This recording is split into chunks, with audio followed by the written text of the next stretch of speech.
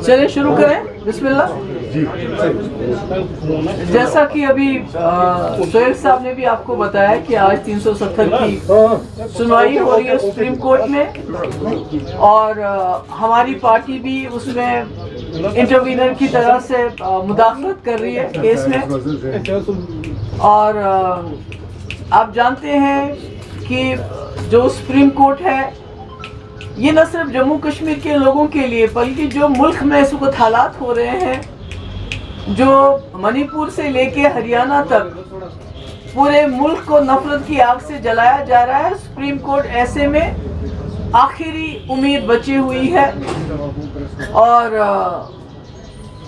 जहां तक 370 का सवाल है, न सिर्फ जम्मू कश्मीर के लोग या मुल्क के लोग बल्कि पूरी दुनिया की नजरें इस वक्त सुप्रीम कोर्ट पे लगी हुई हैं, क्योंकि सारी दुनिया जानती है जम्मू कश्मीर एक मुस्लिम मेजॉरिटी स्टेट होने के बावजूद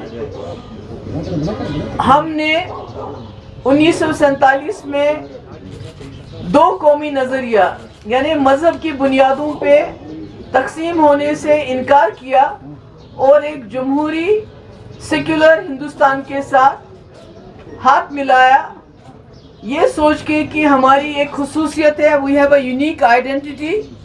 और जब पूरे उस वक्त के मुल्क की लीडरशिप ने हमें ये यकीन दिलाया कि हमारी जो खुसूसियत है, हमारी जो यूनिक आइडेंटिटी है, वो हिंदुस्तान के अंदर महफूज रहेगी और हिंदुस्तान के आइन के अंदर हमें गारंटीज मिली, और हमने इस मुल्क के साथ हाथ मिलाया। आज पूरी दुनिया की नजरें इस पे हैं कि जो सुप्रीम कोर्ट है इस मुल्क का,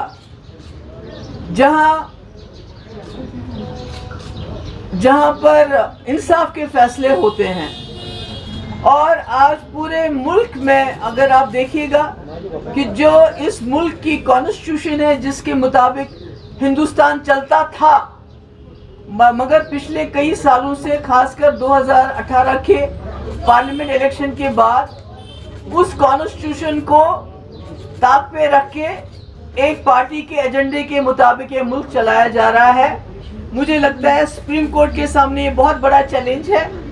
ये खाली 370 को गैर आईनी तरीके से हटाने की बात नहीं है।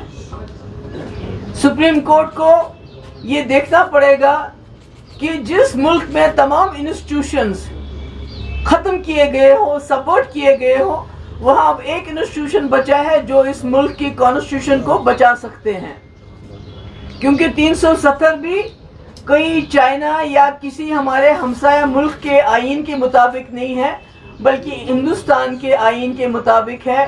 एक फेडरल, एक the most unique and beautiful part of the federal structure Jammu Kashmir का जो रिश्ता मुल्क के साथ अंडर 370 जो था वो था।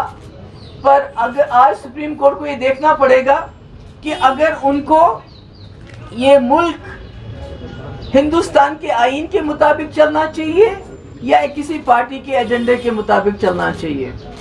तो इसमें मैं समझती हूँ कि ये आज का दिन जो है, अभी तो बहुत दिन केस चलेगा, इसमें हमें उम्मीद है, क्योंकि अगर आज सुप्रीम कोर्ट ने इसमें जम्मू कश्मीर के लोगों की वो मसलहत, वो फैसला, वो कुर्बानियां याद नहीं रखी कि जिसकी वजह से जो दे के जम्मू कश्मीर एक आज़ाद हिंदुस्तान, जमहूरी हिंदुस्तान, एक सेक्युलर हिंदुस्तान का हिस्सा बना, और सिर्फ एक पार्टी के एजेंडे की तस्कीन के लिए इसमें आगे जो है चले, मुझे लगता है वो न सिर्फ जम्मू कश्मीर के लिए बल्कि पूरे मुल्क के लिए खतरनाक हो सकता है। क्योंकि आपने देखा जो बीजेपी की जमात है वो न सिर्फ अपनी ब्रूट मेजॉरिटी से इस मुल्क के आइन की धज्जियां उड़ाती है पार्लियामेंट के अंदर, जो 2019 5 अगस्त को हुआ, जिस वक्त जम्मू कश्मीर के आइन को तहस नहस किया गया, बल्कि जो सुप्रीम कोर्ट की रूलिंग्स है, हम सुप्रीम कोर्ट से कुछ नहीं चाहते, ہم چاہتے ہیں کہ سپریم کورٹ صرف یہ نظر میں رکھے کہ اس ملک کو آئین کے مطابق چلانا ہے یا بی جے پی کے کمیونل ایجنڈے کے مطابق چلانا ہے۔ اگر آئین کے مطابق چلانا ہے تو جموں کشمیر کی خصوصی پوزیشن اس ملک کے آئین کا حصہ تھی، اور نہ صرف بی جے پی اس ملک کے آئین کو اس کی دھجیاں اڑا رہی ہیں، بلکہ جو سپریم کورٹ کے اپنے فیصلے ہیں۔ آپ دیکھیے دلی کے بارے میں سپریم کورٹ کا فیصلہ آ گیا، انہوں نے آرڈیننس لایا جو کہ کانسٹیٹیوشن کے خلاف ہے۔ اسی طرح سپریم کورٹ کا فیصلہ 370 کو لے کے، چاہے سمپت پرکاش ہو، چاہے وجے لکشمی جا ہو، چاہے اسٹیٹ بینک آف انڈیا ہو، کیا بولا ہے سپریم کورٹ نے کہ 370 بے شک اس کے ساتھ لفظ ٹیمپری ہے، مگر اس کو تب تک نہیں ہٹایا جا سکتا جب تک جموں کشمیر کی کانسٹیٹیوئنٹ اسمبلی اس کو ریکمنڈ نہ کرے پریزیڈنٹ آف انڈیا کو۔ تو اس لیے میری سپریم کورٹ سے یہ درخواست ہے کہ اس وقت ملک کے حالات بہت خطرناک ہو رہے ہیں، اور اس کی سب سے بڑی وجہ یہ ہے کہ سارے ہمارے انسٹیٹیوشن ڈیفنکٹ ہو گئے ہیں۔ اب آپ کا ایک انسٹیٹیوشن بچتا ہے جو اس ملک کے آئین کو بچا سکتا ہے۔ ہمیں معلوم ہے کہ حالات خطرناک ہیں، اتنا آسان نہیں ہے آپ لوگوں کے لیے بھی، جو ہم دیکھ رہے ہیں، جو ملک کے حالات دیکھ رہے ہیں، جس طرح سے گولیاں دن دہاڑے گولیاں چلائی جاتی ہیں، نعرے لگائے جاتے ہیں۔ تو اگر سپریم کورٹ اس ملک کو بچانا چاہتا ہے تو اس ملک کے آئین کو بچانا ہوگا۔ اگر اس ملک کو آئین کو بچائیں گے آپ تو اس ملک کے لوگوں کے حقوق، ان کی زندگیوں کو آپ بچائیں گے۔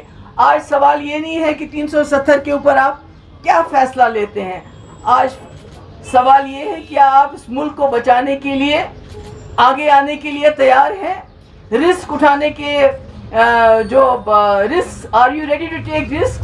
جیسا اندرا جی کے ٹائم میں الہ آباد کورٹ نے اندرا جی کے خلاف فیصلہ دے کے ایک بہت بڑا رسک لیا تھا۔